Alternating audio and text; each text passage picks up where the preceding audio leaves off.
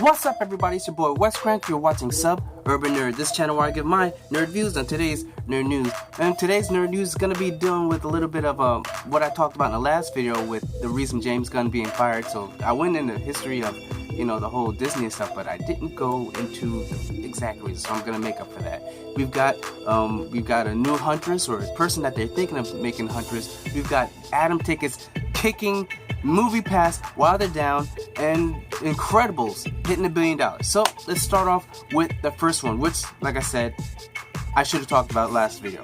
But it's my reason that I feel that Disney played out James Gunn in a way, or letting it go, because there's the controversy of him doing those tweets 10 years ago, him apologizing like 6 years ago, and there's someone digging into his tweeting history, a vlogger, to basically kick him down and posting these tweets that are very offensive. Tweets revolving around pedophilia, rape, racism, like stuff like that. So Disney jumped the gun and, no pun intended, pretty much jumped the gun and kicked them out because they didn't want to be affiliated. And then they tried to say that, oh no, we didn't know about these tweets or whatever, that he publicly apologized in front of the world only a few years ago. We didn't know about it, but yeah, we're not associated with that. And people, there was a lot of petitions. There was a petition of 200,000 plus signatures to try and get him back as the director of the Guardians of the Galaxy 3. And then also, just over the weekend, we had a statement posted by all of the members of Guardians of the Galaxy, basically saying that they support him. They feel that the world shouldn't be like this, where things in the past determine what you do as far as the future. There's redemption. The whole movie of Guardians of the Galaxy is a movie about people that did bad things being redeemed. And that's what he's trying to do with his life. But I have a feeling I know why Disney jumped the gun, as we say. I believe it's because of that merger with Fox. Because that was a fragile thing. It was right before, the week before the final day, where the shareholders would agree to the amount that Disney put forward, which was $1.7 billion. Oh, no, not $71.3 billion. That is a very different number. $71.3 billion. And the reason I believe they let him go is because they didn't want the shareholders of Fox or whatever to be feeling a certain way. So they wanted to just distance themselves. But I think they do have an opportunity to bring him back because of the redemption story. So I feel like this. They might have known, or if they didn't know, maybe they knew and they just didn't think it was going to backlash like that. Because, hey, the world isn't what it is now. The whole Me Too movement and all this stuff, it blew up in the past year. So they were cool. I believe they were cool with what he said or what happened, because they figured redeem. But when it came back like this, they was like, they probably even talked to him on the side like, yo, James, I'm sorry, but we're going to have to let you go because we need this deal. We need this deal to go through. We'll bring you back on board. But for now, just take it in a stride, which is why James Gunn was very, cool with it. He was like, I understand. This is a business, blah, blah, blah. I'm cool with being let go. And even James Gunn, Sean Gunn, whatever his name is, wrote out a tweet and was like, same thing. And I believe they did it to build the hype for people to want James Gunn back. Why? So when Disney goes, you know what? After seeing the way that we've dealt, we feel that we should probably bring him back, and then a whole redemption story. But this is after they've already accepted, the deal's been accepted by Fox from Disney. So once that's done, hell yeah, you could do it. And granted, like I said, Disney cannot touch or do anything with Fox, because even though Fox has accepted the offer, the government still has to approve it. Because that's what happened with AT&T and Time Warner. Everything was good.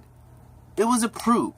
Then someone was like, nope, we want to think this, because only one branch of government approved of it. Because it's not just America, globe, because globally it has to be approved. So this is pretty much what happens with the whole James Gunn and Disney and the Fox whole thing. I believe it's because Disney didn't want to rock the boat while they were trying to get, into the pockets, or into the bed with Fox. So therefore the shareholders wouldn't be like, oh, what, this guy's all raping, and then just be like, yo, we'll deal with Comcast then, But I feel that's what it was.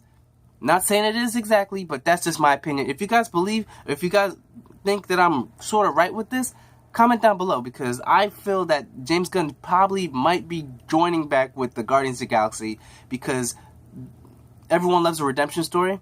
Therefore, Fox, not even Fox, Disney taking them back, it'll work with them. It'll work for everybody, Because like I said, it was 10 years ago. He publicly apologized. There's no reason they should have jumped the gun and just fired him. Like, they could have made a statement or whatever, but to just let him go like that, I believe there has to be a plan. Alright, going into the first topic of the nerd news, we've got The Incredibles. Incredibles has finally hit the $1 billion club, making it the 36th, I believe, was it?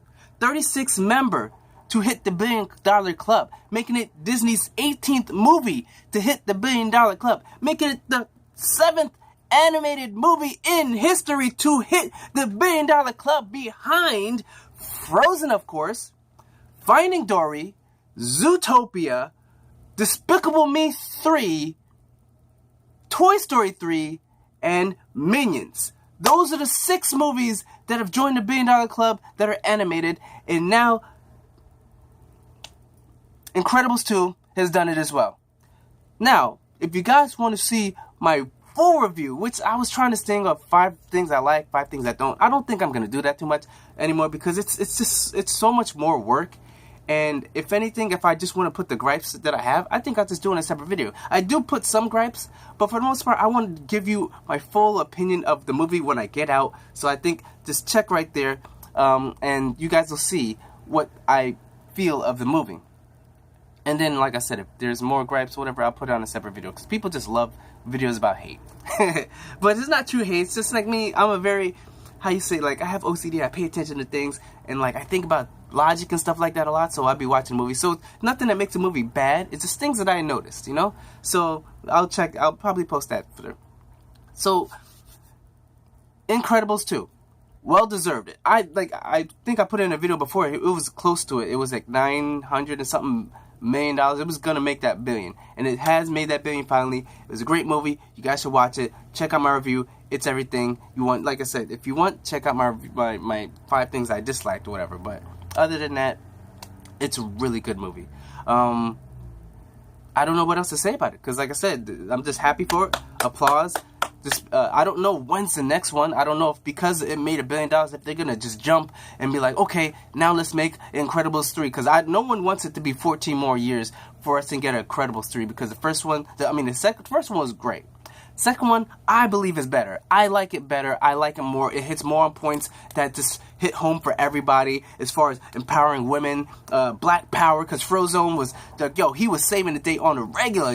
They made him he was like the Batman. Mr. Incredibles was a Superman, Elastigirl was the Wonder Woman, and Frozone was a Batman. And I love that trinity that they showed. And also, just everything. The kids got more time to shine. The dad, Mr. Incredible, they had him trying to be a true dad. It's showing that it's not as easy as people think for a mom to take care of the kid. So you got the dad struggling, and you show him that he wants to succeed. And the best part, he was saying that I need to succeed so she can succeed, so we can succeed. That was one of the best lines. But everyone knows that the best part of that movie is a fight with Jack and the raccoon. Raccoon, Jack versus awesome. Need to see that again. Need to see it soon. Want to see it in Incredibles 3. Make him a pack of raccoons or whatever. Just I need to see it. That was the best part to me. One of the best parts. So, and like I said, Elastigirl kicked ass in that movie. So check that movie out. So that's pretty much what I have to talk about with the Incredibles. Like I said, hitting the $1 billion club. Congratulations. See the movie. That's it. Next, we're going to be talking about MoviePass. MoviePass, last time I talked, the shares was at 80 cents. And this is after the whole reverse, reverse stocks merge, whatever. Where basically they take stock because their value has gone so low that they take stock and pretty much merge them all together to make 200, or I think it was 250 to make one share. And in doing this, they jumped their stock up to $27 per share. But then their stock dropped back down to about $10, and then it's dropped to 80 cents.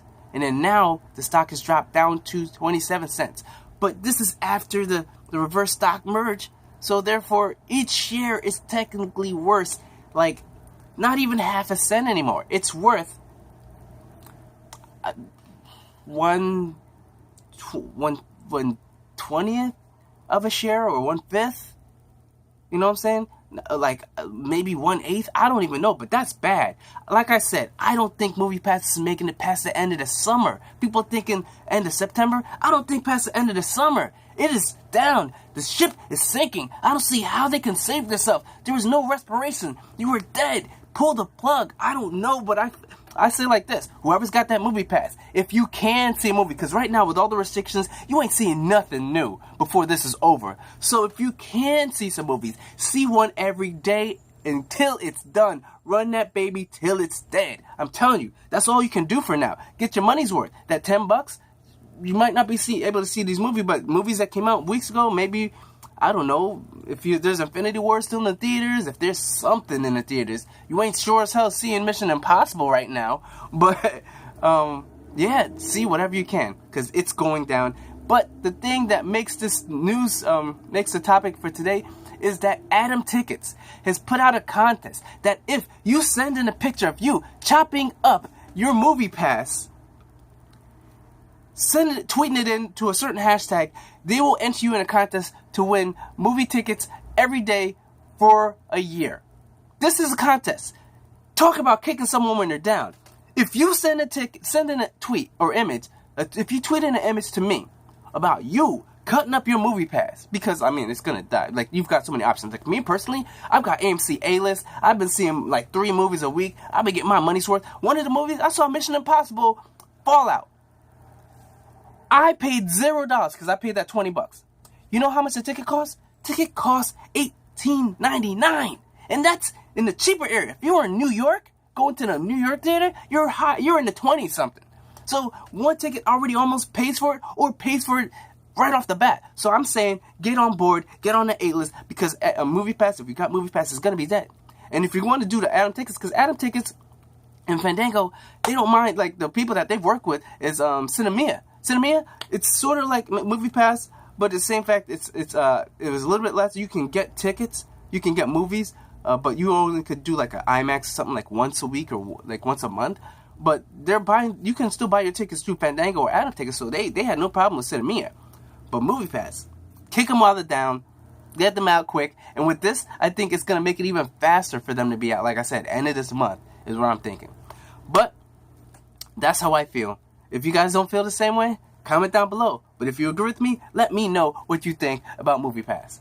Then the last topic we're going to be talking about today is the rumor about Alexandra Daddario being one of the top females looked at to play Huntress in the new Birds of Prey movie. Now, if you guys don't know Alexandra Daddario, y'all need to learn quick, because the first time I seen her, she's a little girl, but she developed. First one, Percy Jackson and the Lightning Thief, and then the next one, Percy Jackson and I don't know what the hell that thing was, but she was in those. Next movie I've seen her in, that you probably noticed her in, is San Andreas with The Rock. And then the third movie is Baywatch, and good lord, she is yummy.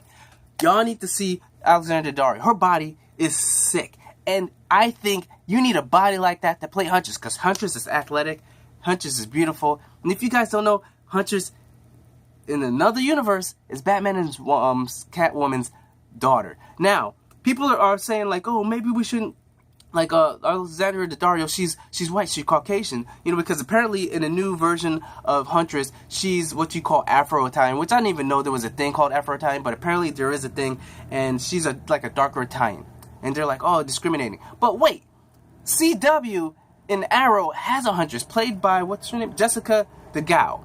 She's Caucasian. It works for everybody in that. So you could definitely have another Caucasian. Like, you can have an Asian. You can, like, it doesn't matter. Huntress, really, you could make them different races.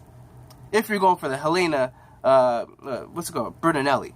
Now, if you're going for the Helena Wayne, which is actually, quick rundown, Helena Wayne is in Earth 2's, that's the daughter. And in that world, like, the way she comes over to the Earth 1 is because of something, because she becomes best friends with Supergirl. So Supergirl, and at that time, Helena is Robin. She's been trained by Batman, trained by Selina Kyle. She's Robin. And in this universe, I believe Lois Lane's dead, and then Selina Kyle dies in this thing, and then Batman gets injured, and then Robin, which is Helena Wayne, jumps in, goes in after, and Wayne can't survive, so calls in for backup. And that's when Supergirl shows up, but she's supposed to be a secret. They become best friends, whip the ass of the people in the building, and then jump forward. They're going in this Dark Side Wars. There's a boom tube. They're going after Steppenwolf. Explosion. They wake up on the beach, and they're in Earth 2. They find, then they realize that they're in a different world, and you've got like what's called Helena Wayne can't go to Bruce Wayne because Bruce Wayne's already got a son and he's already got a Robin. So therefore, she takes on the persona of Huntress, and then Supergirl knows that there's a Supergirl in this world, so she takes on the persona of Power Girl, and then that's how you got the Wayne. And then also it's funny because she knows all the secrets and all the passwords for Wayne, so therefore she funds herself. That's where she gets all her money from going into the accounts of Wayne. And then same thing with Supergirl, since she's super smart, she uses her smarts to make herself like a millionaire or billionaire, I don't know. And then but they still take on a persona. They all eventually get back to Earth 2 to fight, but the Dark Side Wars is kind of where they got trapped over back into this world. So if they do that, I don't think they're going to do that for the Birds of Prey movie. I think that's a little bit too much. I think they're probably going to stay with this the Helena Bertinelli, which I have no problem with, because to try and go and now say Earth 2 and then this is Batman's daughter, but he doesn't know and all that stuff, that's just way too much to put on this movie that we don't even know is going to be like a winner. So you just keep it simple. Don't try things crazy. Just try something simple. And like I said, Alexandra Daddario, it's okay in my book. I'm have no problem. I say go. I say choose her. I want to see more of her. I'm sorry, I don't see more of her in movies. I don't notice her in any other movies, but I'm pretty sure she's done other things. I just haven't noticed it. But that's pretty much my news for today. I know I'm doing a video. It was supposed to be put up yesterday, but it's just a lot of things, and seeing a movie super late, so I couldn't upload it. So this is pretty much it. So remember to, if you liked everything I talked about, just comment down below. Remember to put that notification on so that you get notified whenever I put up a new video. And remember, I do all types of things. I add trailers for movies that I'm interested in, and games that I'm interested in, that I put my opinion on things, unboxing of figures that I collect or whatever that I've been getting. So if you like any of those things, just tune into the channel, subscribe, and let me know. Remember to subscribe right there with that button. Check out my last nerd news. Check out my playlist of daily nerd news. And remember, I'm Wes Grant. You've been watching Urban Nerd, and you've just been nerdified. Catch you guys on the next daily news.